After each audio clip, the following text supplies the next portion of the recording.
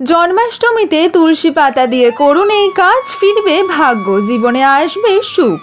নমস্কার প্রিয় দর্শক বন্ধুরা, কৃষ্ণার্জুন চ্যানেলের পক্ষ থেকে জানাই আপনাদের আন্তরিক স্বাগত। সামনেই আসছে জন্মাষ্টমী। এই দিন তুলসী গাছের অব্যর্থ টোটকা আপনার জীবনের সমস্ত বাধা বিঘ্ন দূর করে দিতে পারে, আপনার ঘরে আনবে সমস্ত সুখ।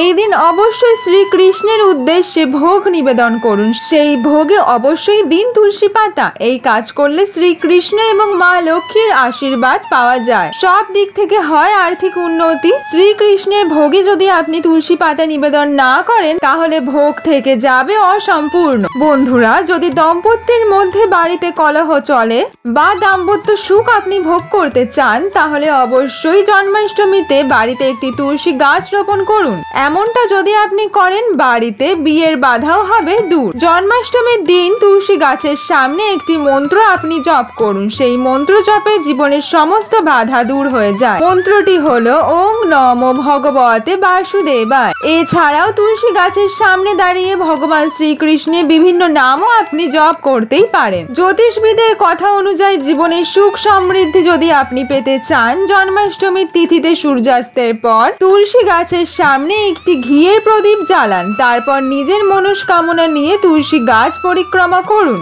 আপনার জীবনে আসবে সুখ এবং সমৃদ্ধি। ভগবান শ্রীকৃষ্ণের জন্মতিথিতে তুলসী গাছে লাল ওড়না, ঘি এবং মধু নিবেদন করা উচিত। এই টোটকা করলে মনের সমস্ত ইচ্ছে হয় পূরণ। এই টোটকায় ব্যবসায় হঠাৎ করে উন্নতির জোয়ার আসে। প্রিয় দর্শক বন্ধুরা, কেমন লাগলো আজকে আপনাদের এই ভিডিওটি কমেন্ট সেকশনে জানাতে কিন্তু ভুলবেন না।